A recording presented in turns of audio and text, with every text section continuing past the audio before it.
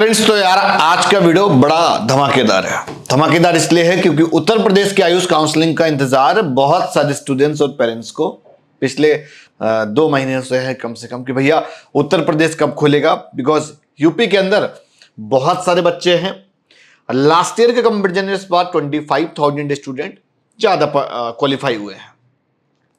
College में यहाँ पर फीस कम है, ओपन सीट्स हैं, तो किसी भी स्टेट का बच्चा यहाँ पर फ्रीली पार्टिसिपेट कर सकता है। तो जो गाइडलाइंस हैं वो रिलीज हो गई हैं। 20 सितंबर को ये लोग अपना शेड्यूल भी रिलीज कर देंगे और 20 से 25 के बीच में रजिस्ट्रेशन होने इनके स्टार्ट हो जाएंगे। So it is very important कि बिफोर दैट हम अपने डॉक्यूमेंट्स की लिस्ट प्रिपेयर कर लें। डॉक्यूमेंट्स जो सबसे ज़्यादा इंपॉर्टेंट है, अगर आप गवर्नमेंट कॉलेज के लिए अप्रोच कर रहे हो, 10th 12th अगर आपका यूपी से नहीं है तो आपको डोमिसाइल रिक्वायर्ड होगा। अगर यूपी से है तो डोमिसाइल आपका रिक्वायर्ड नहीं होता है। दूसरी इंपॉर्टेंट चीज, अगर जो बच्चा यूपी का है और यूपी के गवर्नमेंट कॉलेज के लिए अप्रोच कर रहा है और उसकी कोई रिजर्व्ड कैटेगरी है, वो जनरल ईडब्ल्यूएस से है, ओबीसी से है, एससी से है या एसटी से है, तो उसको स्टेट कैटेगरी का सर्टिफिकेट लगाना पड़ेगा। रिजर्वेशन पॉलिसी कुछ इस तरह है, ये ऑलरेडी इनके जियो पे दे रखी हैं, गाइडलाइंस पे दे रखी हैं। 2 तरह की रिजर्वेशन है, करीब 12 पेज की इनकी गाइडलाइंस है, तो वो मुझे लगता है पढ़ना बड़ा इंपॉर्टेंट है सबको। और पेज नंबर 4 में आरक्षण एकदम हिंदी में और शुद्ध हिंदी में मैं बोलूँगा, इस पे दे रखी गाइडलाइन। जो वर्टिकल रिजर्वेशन है उस पे ये है, एससी कैटेगरी के लिए 21%, एसटी के लिए 2% की रिजर्वेशन है, ओबीसी के लिए 27% की रिजर्वेशन है, ईडब्ल्यूएस की 10% की रिजर्वेशन है। टेबल में साइड पे दिख भी रहा होगा।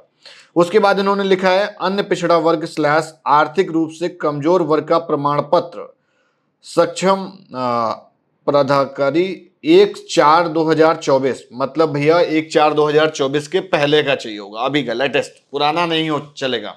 तो इसलिए आपके जो भी सर्टिफिकेट्स हैं वो एकदम अपडेटेड रखना, पुराना वाला वैलिड नहीं हो पाएगा। एक रिजर्वेशन और है जिसको हम बोलते हैं हॉरिजॉन्टल रिजर्वेशन।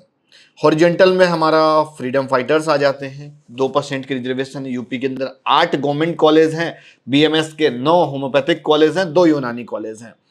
स्वतंत्रता सेनानी की 2% की है, भूतपूर्व सैनिक की 2% की है, दिव्यांग अभ्यर्थियों की 5% की है, मतलब पीडब्ल्यूडी के, और महिला अभ्यर्थियों के लिए 20% की रिजर्वेशन है। हालांकि बहुत सारे फीमेल्स कैंडिडेट होते हैं, इसलिए उनको बहुत कोई एक्स्ट्रा एडिशनल बेनिफिट नहीं मिल पाता है।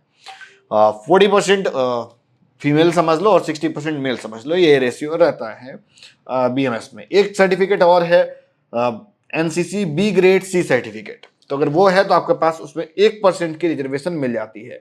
उसकी डिटेलिंग पेज नंबर 4 पर दे रखी गई है। एक रूल और बड़ा इंपॉर्टेंट है, अगर कोई भी बच्चा अपने स्टेट में अपनी कैटेगरी से क्वालिफाई है तो वो उत्तर प्रदेश के लिए एलिजिबल है, अप्लाई कर सकता है।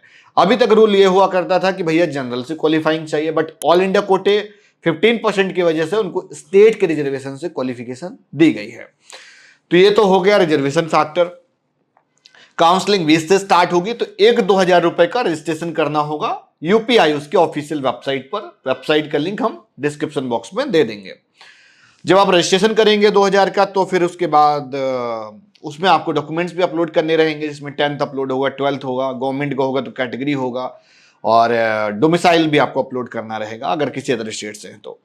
और यूपी से हो या यूपी के बाहर से हो तो प्राइवेट बीएमएस कॉलेज के लिए आपको 50,000 रुपीज का सिक्योरिटी अमाउंट पे करना होगा, और सारे कैंडिडेट जनरल कंसीडर होते हैं। ठीक है, अब ये अमाउंट आप पे करोगे, फिर आपकी एक मेरिट लिस्ट बनती है कि कितने बच्चे एलिजिबल हैं, कितने बच्चे एलिजिबल नहीं हैं, है ना। और उसके बाद में जो रिजेक्टेड होते हैं वो चॉइस फिलिंग में उनका एलिजिबिलिटी नहीं आता है। तो यहाँ पर सारे स्टेप्स दिखा रहे हैं, वो सारे स्टेप्स आपको फॉलो करने हैं।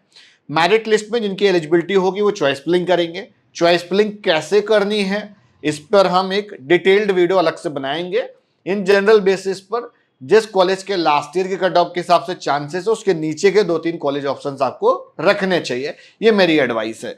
और फिर उसके बाद में चॉइस फिलिंग के बाद रिजल्ट आ जाता है। रिजल्ट के बाद में आपको national homeopathic medical college Lucknow reporting के लिए जाना पड़ेगा, अपना प्रोविजनल अलॉटमेंट लेटर लेके, ओरिजिनल डॉक्यूमेंट्स लेके, और सारे डॉक्यूमेंट्स के 2-3 फोटोस्टेट लेके जाने पड़ेंगे।